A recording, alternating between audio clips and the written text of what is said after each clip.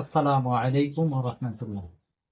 আলহামদুলিল্লাহ, আলহামদুলিল্লাহি রাব্বিল আলামিন, ওয়াসসালাতু ওয়াসসালামু আলা রাসূলিহিল কারীম ওয়া আলা আলিহি ওয়া আসহাবিহি আজমাইন। আম্মা বা'দু, ফাআউযু বিল্লাহি মিনাশ শাইতানির রাজীম। বিসমিল্লাহির রহমানির রহিম। ইয়া আইয়ুহাল্লাযীনা আমানু লিমা তাকুলুনা মা লা তাফআলুন, কাবুরা মাকতান ইনদাল্লাহি আন তাকুলু মা লা তাফআলুন। সম্মানিত দর্শক ও শ্রোতা, আজকের আলোচনার বিষয় দাওয়াতের সময় করণীয় ও বর্জনীয় কি। আমি মহাগ্রন্থ আল কুরআনুল কারীমের 114টি সূরার অন্যতম একটি সূরা সূরা সফের 2 নাম্বার এবং 3 নাম্বার আয়াতে কারিমা আপনাদের খেদমতে পাঠ করেছি, যেখানে আল্লাহ তাআলা বলেন, ইয়া আইয়ুহাল্লাযীনা আমানু লিমা তাকুলুনা মা লা তাফআলুন। হে বিশ্বাসীরা, তোমরা কেন সেই কথা বলো যে কথাগুলোর উপর নিজেরাই আমল করো না।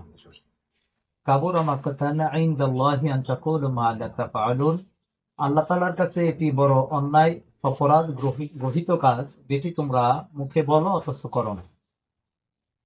আজকে এখানে দায়ীদের বিষয়ে আলোচনা এসেছে। আল্লাহ তাআলা যারা দিনের দায়ী তাদের উদ্দেশ্যে বলেছেন যে তোমরা যে কাজ নিজেরা করো না, যে আমল করো না, সেই কথা, সেই আমলের বিষয় মানুষকে বলা যাবে না। এটি শরীয়তের একটি মূলনীতি। যিনি দায়ী থাকবেন তিনাকে সর্বপ্রথম যে বিষয়টা উপস্থাপন করতে হবে, শর্ত হচ্ছে সেটির উপর আগে ওনাকে নিজে ইস্তেকামাত থাকতে হবে, নিজে আমল করা লাগবে, তারপরে অপরকে বলা লাগবে। এজন্য আল্লাহ তাআলা এটাকে গঠিত কাজ বলছেন, অন্যায়, অপরাধ। আল্লাহর কাছে এটি বড় অপরাধ যারা নিজে আমলের কথা বলে অথচ নিজে করে না, নিজে ভালো কথা বলে অথচ নিজে আমল করে না। আমাদের সমাজের আজকের অধিকাংশ দায়ীর অবস্থাই সেটি, যে নিজেরা বড় বড় কথা বলে কিন্তু নিজেরা আমল করে না। তারা মাঠ গরম করা বক্তব্য দেয় কিন্তু নিজেদের জীবনে সেই আমলটা অধিকাংশ ক্ষেত্রেই নাই। তারা দিন কায়েমের কথা বলে, তারা সালাতের কথা বলে, যাকাতের কথা বলে, ওয়াজ নসিহাতে অনেক সুন্দর সুন্দর আলোচনা করে, কিন্তু বাস্তবতা তাদের মধ্যে নাই। তারা যাহা বলে তাহা তারা করে না। এজন্য একজন দায়ীর প্রথম কাজই হচ্ছে সে যাহা বলবে সেটা তাকে আগে নিজের জীবনে বাস্তবায়ন করা লাগবে, নিজের মধ্যে সেই আমলটা থাকা লাগবে। দায়ীর এটা বৈশিষ্ট্য। আর শ্রোতা যারা, তাদেরও কিছু বৈশিষ্ট্য থাকবে। সূরা জুমারের আল্লাহ তাআলা পবিত্র কোরআনুল কারীমের সূরা জুমারের 39 নম্বর সূরার 18 নম্বর আয়াতে বলছেন, আল্লাযীনা ইয়াসতামিউনাল কাওলা ফায়াত্তাবিউনা আহসানা। আল্লাহ তাআলা বলেন, যারা মনোযোগ সহকারে কথা শুনে এর মধ্যে উত্তম যেটা সেটা যারা গ্রহণ করে, আল্লাহ তাআলা তাদেরকে হেদায়েত দেন এবং তারাই হচ্ছে বুধ শক্তি সম্পন্ন ব্যক্তি বা জ্ঞানী মানুষ। সুবহানাল্লাহ। এখানে আল্লাহ তাআলা দুইটা গুণের কথা বলেছেন, যারা মনোযোগ সহকারে কথা শুনবে এবং উত্তমটা গ্রহণ করে নিবে। আল্লাহ তাআলা এই সমস্ত লোকগুলোকে হেদায়েত দেন এবং আল্লাহ তাআলা বলছেন এরাই হচ্ছে জ্ঞানী। তা আমরা জ্ঞানী বলতে প্রচলিত শিক্ষায় শিক্ষিত যারা, তাদেরকে আমরা জ্ঞানী মনে করি।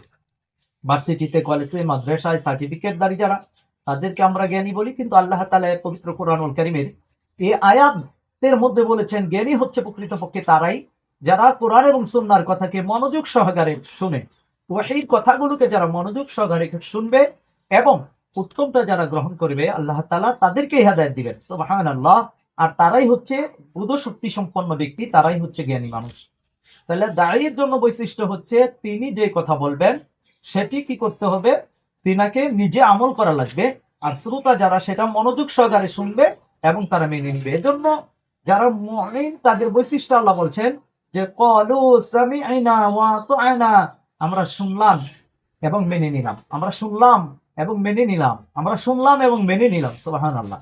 আর যারা বিভ্রান্তকারী লোক, যারা যারা বক্র হৃদয়ের অধিকারী, যারা সত্য অস্বীকারী, সত্য প্রত্যাখ্যানকারী, তারা বলবে ক্বালু সামি'না ওয়া আসাইনা, আমরা শুনলাম কিন্তু আমরা মানলাম না। নাউযুবিল্লাহ। এজন্য আমাদেরকে শুনলাম এবং মানলাম গুণের অধিকারী হতে হবে। কোরআনের কথা শুনলাম, সাথে সাথে মেনে নিলাম। কোরআনের কথা, সুন্নাহর কথা, সেটা যদি সঠিক হয়, সাথে সাথে মুমিনের বৈশিষ্ট্য হচ্ছে মেনে নিলাম। কোরআনের কথার সামনে কোনো তর্ক বিতর্ক চলে না। আল্লাহ তাআলা বলেছেন মুমিনের বৈশিষ্ট্য হচ্ছে শুনলাম এবং মেনে নিলাম। আর যারা বিতর্ক প্রিয়, তারা বলে যে আমরা শুনলাম, আমরা মানি না। এজন্য আমাদের উচিত হচ্ছে দাওয়াতের সময় করণীয় এবং বর্জনীয় বিষয়গুলোর আগে আমাদেরকে বুঝতে হবে যারা দায়ী তাদেরকে সর্বপ্রথম নিজে আমল করা লাগবে। আর যারা শুনলেওয়ালা তাদের কাজ হচ্ছে তারা মনোযোগ সহকারে শুনবে এবং মানবে। ক্বালু সামি'না ওয়া আতা'না, তারা বলবে আমরা শুনলাম এবং আমরা মেনে নিলাম। সুবহানাল্লাহ। তো আল্লাহ তাআলা আমাদেরকে এই গুণে গুণান্বিত হওয়ার তৌফিক দান করুন। দাওয়ীদের জন্য আরেকটি বিষয় হচ্ছে গুরুত্বপূর্ণ বিষয়, সেটি হচ্ছে দাওয়াতের ক্ষেত্রে আগে করণীয় হচ্ছে যে সত্য দাওয়াত স্পষ্ট ক্লিয়ার করে প্রচার করে দেওয়া। এক্ষেত্রে কোনো বক্রতার আশ্রয় না নেওয়া, কোনো অস্পষ্ট না করা, আপনার গোপন না রাখা, স্পষ্ট ক্লিয়ার জাতির সামনে স্পষ্ট করে দেওয়া। তাওহীদের বক্তব্য একদম স্পষ্ট করে দেওয়া, তাগুতের বক্তব্য একবার স্পষ্ট করে দেওয়া, শিরিক বিদআত কুসংস্কার স্পষ্ট করে দেওয়া। এক্ষেত্রে কোনো গোপনীয়তা বা কোনো রকম সলসাতুরির আশ্রয় নাও নেওয়া, স্পষ্ট করে দেওয়া যে আমরা তাওহীদপন্থী, আমরা তাওহীদকে গ্রহণ করেছি, আমরা তাগুতকে বর্জন করেছি। স্পষ্টভাষী হওয়া লাগবে এবং কুরআনুল কারীমের সমস্ত কথাগুলোকে স্পষ্টভাবে মানুষের সামনে, জাতির সামনে স্পষ্ট করা লাগবে। দাওয়াতের ক্ষেত্রে স্পষ্ট হচ্ছে কোনো গোপনীয়তার সুযোগ নেই, অস্পষ্টতার কোনো সুযোগ নেই, ধোঁকা বা প্রতারণা সলসাতুরির করার কোনো সুযোগ নেই। আপনার স্পষ্ট জাতির সামনে স্পষ্ট করে দিতে হবে। আল্লাহ তাআলা কুরআনুল কারীমে এমনটি বলেছেন, এমনটি করতে বলেছেন, এমনটি করতে নিষেধ করেছেন।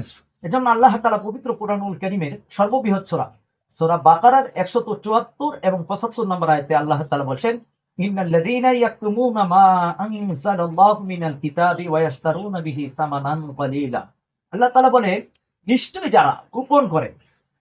যারা গোপন করে আল্লাহ তাআলা যা নাজিল করছেন তা যারা গোপন করে, ওয়া ইয়াশতারুনা বিহি সামানান কলিলা, এবং স্বল্প মূল্যে বিক্রি করে, উলাইকা মা ইয়াকুলুনা ফি বুতুনিহিম ইল্লান নার, তারা যেন তাদের পেটে জাহান্নামের আগুনই ভর্তি করতেছে। নাউযুবিল্লাহ। আল্লাহ তাআলা বলতেছেন যারা সত্য গোপন করে, মানে আল্লাহ তাআলা কুরআনুল কারীমের মধ্যে যা নাজিল করছেন, কুরআন ওহীয়ে মাতলু আর হাদিস সুন্নাহ ওহীয়ে গায়রি মাতলু, দুটোটাই আল্লাহ তাআলা বলেন যারা গোপন করবে, সত্য গোপনকারীদের ব্যাপারে আল্লাহ তাআলা সতর্ক বার্তা দিয়েছেন। যারা সত্য গোপন করবে তারা যেন এবং স্বল্প মূল্যে বিক্রি করবে, মানে বিনিময় গ্রহণ করবে, বিনিময় নিয়ে অর্থের কাছে, স্বার্থের কাছে বিক্রি হয়ে যায়, আদর্শ বিক্রি করে দেয়। আল্লাহ তাআলা বলতেছেন যে ওয়ায়াশতারুনা বিহি সামানান কলিলা, স্বল্প মূল্যে যারা বিক্রি করে, কোরআন যারা বিক্রি করে, উলাইকা মা ইয়াকুলুনা ফি বুতুনিহিম ইল্লান নার, তারা যেন তাদের পেটে জাহান্নামের আগুনই ভর্তি করতেছে। ওয়ালা ইউকাল্লিমুহুমুল্লাহ তাআলা হাসরের ময়দানে, কিয়ামতের ময়দানে আল্লাহ তাআলা তাদের সাথে কথা বলবেন না এবং তাদেরকে পবিত্র করবেন না। নাউযুবিল্লাহ। ওয়ালা ইউযাক্কিহিম, আল্লাহ তাআলা তাদেরকে পরিশুদ্ধ করবেন না, মানে ক্ষমা করবেন না। ওয়ালাহুম আযাবুন আলীম, আর এদের জন্য রয়েছে লাঞ্ছনাদায়ক শাস্তি। লাঞ্ছনাদায়ক শাস্তি। যারা সত্য গোপন করে, স্বল্প মূল্যে বিক্রি করে, তারা যেন তাদের পেটে জাহান্নামের আগুন ভর্তি করতেছে। আল্লাহ তাআলা হাসরের ময়দানে ওয়ালা ইউকাল্লিমুহুমুল্লাহু ইয়াওমাল কিয়ামা, আল্লাহ তাআলা কিয়ামতের ময়দানে তাদের সাথে কথা বলবেন না। ওয়ালা ইউযাক্কিহিম, তাদেরকে পরিশুদ্ধ পবিত্র করবেন না, মানে তাদের ক্ষমা করবেন না। ওয়ালাহুম আযাবুন আলীম, আর তাদের জন্য রয়েছে লাঞ্ছনাদায়ক দহন যন্ত্রণা। এরপর আল্লাহ তাআলা বলেন উলাইকাল্লাযীনা ইশতারাবু দালালাতা বিল হুদা, তারা তো হেদায়েতের বিনিময়ে বক্রতাকে, পথভ্রষ্টতাকে ক্রয় করেছে, মাগফিরাতের বিনিময়ে তারা তো আযাব ক্রয় করেছে। বলেন বিল হুদা ওয়াল আযাবা বিল মাগফিরা, তারা ক্ষমা না কিনে তারা কি করলো? আযাব ক্রয় করেছে।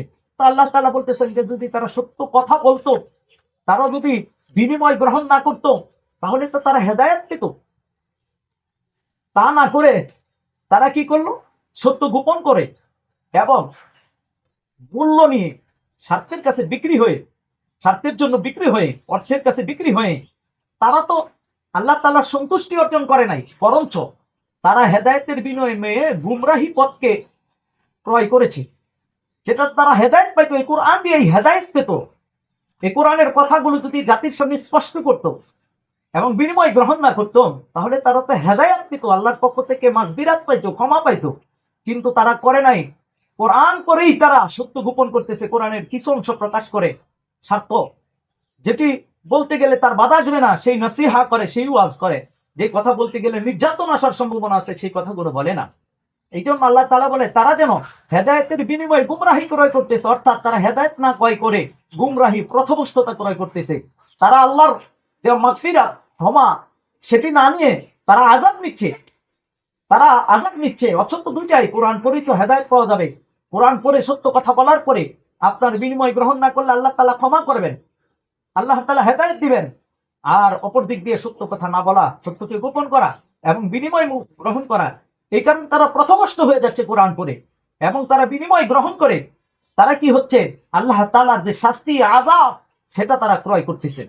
বুদ্ধিমানের কাজ হচ্ছে কোরআন পড়ে কোরআনের সঠিক কথাগুলো জাতির সামনে স্পষ্ট করে দেওয়া, দাওয়াত দেওয়া। দায়ীর প্রধান কাজই হচ্ছে সত্যকে খোলাখুলি ভাবে প্রকাশ করে দেওয়া এবং কোনো বিনিময় গ্রহণ না করা, তুচ্ছ স্বার্থের জন্য বিক্রি হয়ে না যাওয়া, নিজের আখলাককে, নিজের ইমানকে, নিজের আদর্শকে বিক্রি না করা, আপনার সত্য কথা জাতির সামনে অকপটে স্বীকার করা, জাতিকে স্পষ্ট জানিয়ে দেওয়া, স্পষ্ট তাওহীদের কথা বলা, স্পষ্ট তাগুতের কথা বলা, স্পষ্ট তাওহীদের কথা বলা, ও শিরকের কথা বলা, বিদআতের কথা বলা, কুসংস্কারের কথা বলা এবং সত্য এবং স্পষ্টভাষী হওয়া।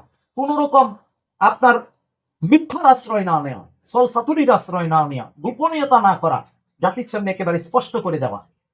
এজন্য দাওয়াতের ক্ষেত্রে করণীয় হচ্ছে যে বিনিময় গ্রহণ করা যাবে না এবং সত্য কাজগুলোকে জাতির সামনে স্পষ্ট করতে হবে। তাওহীদের বাণী, রিসালাতের দাওয়াত, তাওহীদের দাওয়াত স্পষ্ট করতে হবে। তাগুত কি সেটি স্পষ্ট করে জানিয়ে দিতে হবে। তাগুতের সাথে সম্পর্ক ছিন্ন করতে হবে, বলতে হবে আমরা তাগুতকে মহব্বত করি না, তাগুতকে ভালোবাসি না, তাগুতের সাথে আমাদের কোনো সম্পর্ক নাই। আমরা স্পষ্ট করে দিচ্ছি, ইমাম মাহমুদ এর মাধ্যমে আমরা তাওহীদ শিখেছি, আমরা সমস্ত প্রকার তাগুতকে বর্জন করেছি, আমরা তাওহীদ গ্রহণ করেছি। শিরকের সাথে আমাদের ন্যূনতম কোনো সম্পর্ক নেই, কুফরের সাথে আমাদের কোনো সম্পর্ক নেই, বিদআতের সাথে আমাদের কোনো সম্পর্ক নেই, কুসংস্কারের সাথে আমাদের কোনো সম্পর্ক নেই। সমস্ত প্রকার বিদআত, সমস্ত প্রকার কুসংস্কার, সমস্ত প্রকার শিরক থেকে আমরা নিজেদেরকে মুক্ত ঘোষণা করে আমরা নিখুঁত তাওহীদকে গ্রহণ করে নিলাম, আমরা তাগুতকে বর্জন করে নিলাম, আমরা তাগুতকে বর্জন করলাম আর তাওহীদকে গ্রহণ করলাম। আমরা তাওহীদের সঠিক বাণী জাতির সামনে উপস্থাপন করতে চাই, আমরা তাওহীদের সঠিক শিক্ষা মানুষের সামনে, মানুষের কাছে পৌঁছায় দিতে চাই। আমাদের দাওয়াত হবে তাওহীদের দাওয়াত, নিখুঁত তাওহীদের দাওয়াত হবে। এক্ষেত্রে আপনার বর্জনীয় করা লাগবে, কিছু বিষয় বর্জন করতে হবে। শিরক বিদআত কুসংস্কার বর্জন করা। ইমাম মাহমুদের কাছে যারা আনুগত্যের শপথ নিয়েছেন, আমরা স্পষ্ট করে বলেছি আমরা কি করব, আল্লাহর জমিনে আল্লাহর দ্বীনকে বাস্তবায়ন করার জন্য কাজ করব। সকল প্রকার শিরক বিদআত কুসংস্কারকে বর্জন করব এবং আল্লাহর জমিনে আল্লাহর দ্বীনকে প্রতিষ্ঠিত করার প্রচেষ্টা করিব। কোরআন এবং সুন্নাহ অনুযায়ী নিজের সার্বিক জীবনকে পরিচালনা করার চেষ্টা করব। সার্বিক জীবন, গোটা জীবনটাকে কোরআন এবং সুন্নাহ অনুযায়ী পরিচালনা করতে হবে। ব্যক্তি জীবন, পারিবারিক জীবন, সামাজিক জীবন আর রাষ্ট্রীয় জীবন, জীবনের প্রতিটা সেক্টরে আমরা কোরআন এবং সুন্নাহ অনুযায়ী জীবন গঠন করার জন্যই ইমাম মাহমুদ হাবিবুল্লাহর কাছে আনুগত্যের শপথ নিয়েছি, বাক্য পাঠ করেছি, শপথ বাক্য পাঠ করেছি। আর সমস্ত প্রকার শিরক বিদআত কুসংস্কারকে বর্জন করা, এদের সাথে আমাদের কোনো সম্পর্ক নেই, ন্যূনতম সম্পর্ক নেই। শিরক বিদআত কুসংস্কারের সাথে আমাদের ন্যূনতম কোনো সম্পর্ক নেই। এজন্য দাওয়াত এর সময় করণীয় বিষয়গুলো হচ্ছে আমরা তাওহীদের নিখুঁত দাওয়াতটা মানুষের কাছে পৌঁছে দিব। তাগুতের প্রকার কত প্রকার, তাগুত কত প্রকার সেটা স্পষ্ট করে দিব। তাওহীদ কত প্রকার, তাওহীদে রুবুবিয়্যাত কি, তাওহীদে উলুহিয়্যাত কি, তাওহীদে আসমা ও সিফাত কি সেটা আমরা স্পষ্ট করে দিব। তাওহীদের রুবুবিয়্যাত, তাওহীদের উলুহিয়্যাত আর তাওহীদে আসমা ও সিফাত এটা আমরা জাতির সামনে স্পষ্ট করে দিচ্ছি।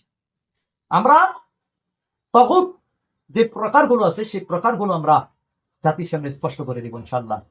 এজন্য আল্লাহ তাআলা পবিত্র কুরআনুল কারীমে সূরা নাহলে 125 নম্বর আয়াতে আল্লাহ তাআলা বলছেন, উদউ ইলা সাবিলি রাব্বিকা বিল হিকমাতি ওয়াল মাউইযাতিল হাসানাহ, তুমি তোমার রবের পথে মানুষকে হিকমতের সহিত মানে বুদ্ধি দিয়ে এবং উত্তম কথার দ্বারা মানুষকে আহ্বান করো রবের দিকে।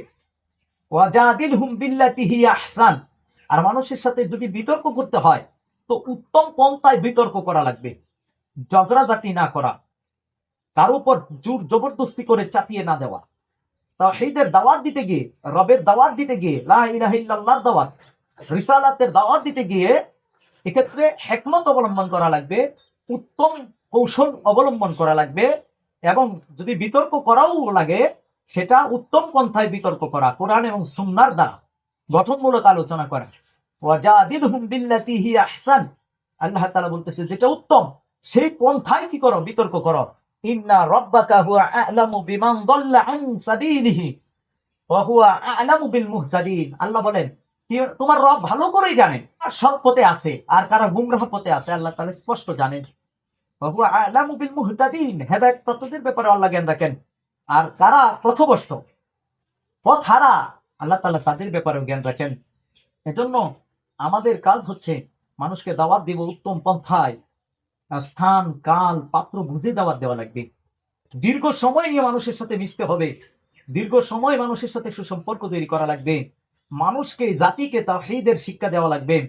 আপনার তড়িঘড়ি না করা, কঠোরতা অবলম্বন না করা, আপনার নম্র ভদ্র ভাষায় কথা বলা, আপনার তাকওয়ার সহিত কথা বলা, দরদ নিয়ে কথা বলা এবং মহাব্বতের সহিত কথা বলা। জাতির প্রতি একটা দরদ থাকা লাগবে, উম্মার প্রতি একটা দরদ থাকা লাগবে। অযথা বিতর্ক তৈরি না করা, যে সবার কল্যাণের জন্য কাজ করা, বৃহৎ চিন্তা নিয়ে কাজ করা, কোনো ব্যক্তি বা গোষ্ঠীর জন্য চিন্তা না করা। সমস্ত মুসলিম উম্মাকে কিভাবে এই তাওহীদের পতাকা তলে ঐক্যবদ্ধ করা যায়, কিভাবে তাদেরকে সঠিক ইসলামের দিকে ফিরিয়ে নিয়ে আসা যায়, ঐক্যবদ্ধ প্ল্যাটফর্ম কিভাবে তৈরি করা যায়, বিচ্ছিন্ন না হওয়া, বিভক্ত না হওয়া, ঐক্যবদ্ধ হওয়ার জন্য কাজ করা। আর ঐক্যের মূলনীতি কি? তাওহীদের ভিত্তিতে ঐক্যবদ্ধ হতে হবে, রিসালাতের ভিত্তিতে ঐক্যবদ্ধ হতে হবে। আমাদের ধর্ম ইসলাম, রাদিতু বিল্লাহি রাব্বাও ওয়া বিল ইসলামি দীনান ওয়া বি মুহাম্মাদিন সাল্লাল্লাহু আলাইহি সাল্লাম নাবিয়্যা। আমি আল্লাহ তাআলাকে রব হিসেবে পেয়ে, ইসলামকে ধর্ম হিসেবে পেয়ে, মুহাম্মদ সাল্লাল্লাহু আলাইহি সাল্লামকে নবী হিসেবে পেয়ে আমরা সন্তুষ্ট। আমাদের রব এক, আমাদের ধর্মগ্রন্থ এক, আমাদের ধর্ম এক, আমাদের নবী এক। সুতরাং বিভক্তি না করা। আজকে যারা ইসলাম ধর্মের বাহিরে গিয়ে আলাদা কোনো দল তৈরি করছেন, মত উপদল, দল উপদলে বিভক্ত হয়েছেন, বিভিন্ন দল তৈরি করেছেন, তারা বোঝাতে চাচ্ছে যে ইসলাম পূর্ণ মুক্তি দিতে পারে না। এই কারণে আমরা আলাদা একটা দল তৈরি করলাম, XYZ একটা দল আমরা তৈরি করলাম। তাহলে আপনারা কি মনে করেন না যে ইসলাম পরিপূর্ণ? Islam is the complete code of life. আলিয়াউমা আকমালতু লাকুম দীনাকুম ইন্না দীনা ইনদাল্লাহিল ইসলাম ওয়া মান ইয়াবতাগি গায়রাল ইসলামি দীনা ফালা ইউকবালা মিনহু ওয়া হুয়া ফিল আখিরাতি মিনাল খাসিরিন। এই আয়াতগুলো কি ইসলাম কি পরিপূর্ণ না? ইসলাম কি সমস্ত সমস্যার সমাধান দিতে পারে না? যদি পারে তাহলে কেন XYZ দল করলেন? কেন মুসলিম উম্মাহকে বিভক্ত করে দিলেন? কেন মুসলিম উম্মাহকে বিচ্ছিন্ন করে দিলেন? কেন এতগুলো প্ল্যাটফর্ম তৈরি করলেন? যে আজকে একটা প্ল্যাটফর্মে যদি থাকতো, সবার দল যদি থাকতো ইসলাম, সবার পরিচয় যদি থাকতো মুসলিম, তাহলে কতই না উত্তম হতো। আল্লাহ তাআলা কি পবিত্র কোরআনে বলে নাই, ওয়া'তাসিমু বিহাবলিল্লাহি জামিআ ওয়া লা তাফাররাকু? তোমরা আল্লাহর ধৈর্যকে শক্ত করে ধরো, বিভিন্ন দলে উপদলে বিভক্ত করো না। এই কারণে 42 নম্বর সূরা, সূরা সূরার মধ্যে, সূরার মধ্যে 13 নম্বর আয়াত আল্লাহ তাআলা বললেন, আল্লাহু ইয়াজতাবি ইলাইহি, আল্লাহ যাকে ইচ্ছা তাকে মনোনীত করেন দ্বীনের জন্য। এর আগের বলতেছেন আল্লাহ তাআলা যে আনাকিমুদ্দিনা, তোমরা দিন কায়েম করো, ওয়ালা তাতাফাররাকু ফিহি, দিন কায়েম করতে গিয়ে বিভিন্ন দলে উপদলে বিভক্ত হয় না, জামাতবদ্ধ থাকো, ঐক্যবদ্ধ থাকো। এখানে জামাত বলতে কোনো দলকে বোঝানো হয় না, ইসলামের জামাত, জামাতবদ্ধ থাকেন। ইসলামের ভিতরেই একটা অংশ ছিল, একটা দল ছিল মুসলিম, মুসলমানদের মধ্যে একটা দল থাকবে, কিন্তু আলাদা কোনো দল না। এটা মুসলিম জামাত, জামাতের ভিতরেই কি একটা অংশ যারা জিহাদ ফি সাবিলিল্লাহর জন্য কাজ করবে, কেউ দাওয়াতের কাজ করবে, কেউ তাবলীগের কাজ করবে, কেউ ইলম এবং তালিমের কাজ করবে, কেউ তাজকিয়াতুন নফসের কাজ করবে, কেউ জিহাদ ফি সাবিলিল্লাহর জন্য, কেউ কিতাল ফি সাবিলিল্লাহর জন্য কাজ করবে। আলাদা দল না। মুহাজির আনসাররা ছিলেন, এটা আলাদা কোনো দল ছিল না। আজকে XYZ দলে মুসলিম উম্মাহকে বিভক্ত করে দিয়েছেন। মুসলিম উম্মাহ আজকে দিশেহারা, কাকে সাপোর্ট দিবে? আজকে এতগুলো অপশন, আজকে জাতি কোথায় যাবে? যখন জাতি বিভক্ত, তখনই আল্লাহ তাআলা ইমাম মুহাম্মদ হাবিবুল্লাহকে পাঠিয়ে দিয়েছেন দাওয়াতের ক্ষেত্রে কি করা লাগবে, ঐক্যবদ্ধ কিভাবে হওয়া লাগবে। ওয়া'তাসিমু বিহাবলিল্লাহি জামিআ ওয়া লা তাফাররাকু। আল্লাহ তাআলা বলছেন তোমরা ঐক্যবদ্ধ থাকো, বিভিন্ন দলে উপদলে বিভক্ত হয়ো না। আল্লাহ বলছেন আনাকিমুদ্দিন ওয়া লা তাতাফাররাকু ফিহি, তোমরা ঐক্যবদ্ধভাবে দিন কায়েম করো এবং বিচ্ছিন্ন হয়ো না। কাবুরা আলাল মুশরিকিনা মা তাদউহুম ইলাইহি, আল্লাহ বা তার রাসূলকে বলে দিয়েছেন, হে রাসূল আপনি তাদেরকে যেদিকে আহ্বান করছেন এটা তো মুশরিকদের কাছে। যারা দল করে আল্লাহ তাদেরকে মুশরিক বলছেন, যারা বিভিন্ন দল উপদলে বিভক্ত হয়েছে। আল্লাহ বলতেছেন কাবুরা আলাল মুশরিকিনা মা তাদউহুম ইলাইহি, আপনি যাদেরকে ডাকতেছেন মুশরিকদের তো এটা কষ্ট, তারা তো দল ছাড়তে পারবে না, তাদের মধ্যে তো গোরামি আছে, তারা তো ইসলাম নিয়ে সন্তুষ্ট না, তারা এই জন্য বিভিন্ন দল উপদলে বিভক্ত হয়েছে। এজন্য আল্লাহ বললেন আল্লাহু ইয়াজতাবি ইলাইহি মান ইয়াশাউ, আল্লাহ তাআলা তার দিকে যাকে ইচ্ছা তাকে হেদায়েত দেন। ওয়া ইয়াহদি ইলাইহি মান ইউনিব, আল্লাহ বলেন আমি আমার দিকে হেদায়েত দিব তাকেই, মান ইউনিব যে আমার অভিমুখে হবে। আল্লাহ আমি তাকেই হেদায়েত দিব, আমি যাকে ইচ্ছা তাকে হেদায়েত দিব। এরপরে আল্লাহ বলছেন কাকে দিবেন? আল্লাহ তাআলা বলেন যে হেদায়েতের পথ খুঁজে, যে সত্যের পথ খুঁজে, যে আল্লাহ অভিমুখী হয়, আল্লাহ তাআলা তাদেরকে হেদায়েত দিবেন। সুবহানাল্লাহ, সুবহানাল্লাহ। এজন্য দাওয়াতের ক্ষেত্রে করণীয় হচ্ছে ঐক্যবদ্ধের দিকে দাওয়াত দেওয়া, কোন দল উপদলের দিকে দাওয়াত না দেওয়া। ইমাম মাহমুদ হাবিবুল্লাহ যে দাওয়াত দিচ্ছেন সেটা ঐক্যবদ্ধ হওয়ার দাওয়াত, জামাতবদ্ধ হওয়ার জন্য বলছেন যে ইসলামের জামাত, আলাদা কোনো জামাত না। অন্য কোনো দল উপদল ফেরকাতে বিভক্ত হওয়া তো এটা শাস্তিযোগ্য একটা অপরাধ, গঠিত একটা অপরাধ, কারণ মুসলিম উম্মাহকে বিভক্ত করে দিয়েছে এই দল উপদল এগুলো। এজন্য আমাদেরকে ঐক্যবদ্ধ হওয়া লাগবে ইসলামের ভিত্তিতে। এজন্য আমরা বলি সকাল সন্ধ্যা আল্লাহ রাসূল যে দোয়া করতেন, রাদিতু বিল্লাহি রাব্বাও ওয়া বিল ইসলামি দীনাও ওয়া বি মুহাম্মাদিন সাল্লাল্লাহু আলাইহি সাল্লাম নাবিয়্যা, আমি আল্লাহকে রব হিসেবে পেয়ে, ইসলামকে ধর্ম হিসেবে পেয়ে, মুহাম্মদ সাল্লাল্লাহু আলাইহি ওয়াসাল্লামকে নবী হিসেবে পেয়ে সন্তুষ্ট। আমার বিশ্বাস যে আমরা যারা, আপনারা আমার দর্শক শ্রোতা আছেন যারা আমাদের আলোচনা শুনেন, আপনারও রব হিসেবে আল্লাহকে পেয়ে, ধর্ম হিসেবে ইসলামকে পেয়ে, আর মুহাম্মদ সাল্লাল্লাহু আলাইহি সাল্লামকে নেতা হিসেবে পেয়ে আমরা সন্তুষ্ট। আলহামদুলিল্লাহ, বর্তমান আল্লাহ প্রদত্ত ব্যক্তি ইমাম মুহাম্মদ হাবিবুল্লাহকে আমির হিসেবে পেয়ে আমরা সন্তুষ্ট। আলহামদুলিল্লাহ, তুম্মা আলহামদুলিল্লাহ। এজন্য আমরা বিভিন্ন দলে উপদলে বিভক্ত না হয়ে মুসলিম উম্মাহকে আমরা ইসলামে ঐক্যবদ্ধ হওয়ার জন্য বলছি। ইমাম মাহমুদ কোনো দল প্রতিষ্ঠা করতেছেন না, আমরাও কোনো দল প্রতিষ্ঠার জন্য কাজ করছি না। আমরা দাওয়াতের সময় করণীয় বিষয় বলবো যে মুসলিম উম্মাহকে ঐক্যবদ্ধের প্ল্যাটফর্মের দিকে ডাকা, বিভিন্ন দল উপদলে বিভক্ত না হওয়া। দাওয়াতের ক্ষেত্রে আরো অনেক বর্জনীয় আছে, বিভিন্ন দলে উপদলে বিভক্ত না হওয়া, ওইদিকে আহ্বান না করা এবং কঠোরতা না করা, আপনার মুসলিমদের মধ্যে অযথা তর্ক বিতর্ক না করা, শ্রদ্ধা দেওয়া, আলিম উলামাদের সাথে সম্মান এবং শ্রদ্ধা দিয়ে কথা বলা, তাদেরকে কঠোরতা আরোপ না করা, তাদেরকে দোষারোপ না করে সঠিকটা শুধু ওনাদের সামনে উপস্থাপন করা, সম্মান এবং শ্রদ্ধা এবং ভালোবাসা মহাব্বত নিয়ে, দরদ মাখার কণ্ঠে কথা বলা লাগবে। এজন্য আল্লাহ বলছেন ওমান আহসানু কাওলাম মিম্মান দাআ ইলাল্লাহ, তার চেয়ে উত্তম কথা আছে কার, যে মানুষকে আল্লাহর দিকে আহ্বান করে। আমরা মানুষকে আল্লাহর দিকে আহ্বান করছি, কোনো ব্যক্তি পূজার দিকে আমরা ডাকি না। অনেক সময় বলে যে ইমাম মাহমুদ দিকে আমরা ডাকতেছি ব্যক্তি পূজার দিকে না। আউযুবিল্লাহ, ইমাম মাহমুদ তো আমাদেরকে এক আল্লাহর উপাসনা করার জন্য, এক আল্লাহর ইবাদত করার জন্য বলতেছেন। উনিও তো মানুষকে আল্লাহর দিকে ডাকছেন, উনি আমাদেরকে সত্যের পথ চিনাইছেন। উনি ব্যক্তি পূজা থেকে বের হয়ে এসে কেবলমাত্র আল্লাহ তাআলার পথে আসার জন্য আমাদেরকে আহ্বান করছেন। ওনার উপর মিথ্যা অপবাদ যে আমরা ওনার দিকে মানুষকে আহ্বান করি না, আউযুবিল্লাহ, আমরা ওনার দিকে মানুষকে আহ্বান করি না। উনি নিজেই মানুষকে ইসলামের দিকে ডাকেন। উনি নিজে আমাদেরকে সত্য চিনাইছেন, তাওহীদ চিনাইছেন, শিরক চিনাইছেন, বিদআত চিনাইছেন, কুসংস্কার চিনাইছেন। এজন্য আমরা কোন ব্যক্তির দিকে আহ্বান করছি না, আমরা ইসলামের দিকে আহ্বান করতেছি। তবে একজন যোগ্য নেতার দরকার, যিনি সঠিক তাওহীদের দিকে আহ্বান করবেন, যিনি সঠিক শিক্ষা দিবেন, যিনি তাওহীদের নিখুঁত শিক্ষা দিবেন, যিনি তাগুতের শিক্ষা দিবেন, যিনি দিন কায়েমের সঠিক পদ্ধতির কথা বলবেন। এটাই হচ্ছে ইমাম মুহাম্মদ হাবিবুল্লাহ। তিনি সঠিক শিক্ষাগুলো আল্লাহর পক্ষ থেকে ইলমে লাদুনির মাধ্যমে এবং ইলহামের মাধ্যমে প্রাপ্ত, আর সেই ইলমটাই তিনি জাতিকে দিচ্ছেন, আর সেই ইলম পেয়ে আমরা সঠিক দিশা পেয়েছি। এই কারণেই আমরা শুকরিয়া আদায় করি যে আল্লাহ তাআলা ভারতবর্ষের মুসলমানদেরকে আল্লাহ তাআলা বড় এক অনুগ্রহ করেছেন, যে আমাদেরকে আজকে অন্ধকার থেকে বের করে নিয়ে এসে ঐক্যবদ্ধ করে দিয়েছেন।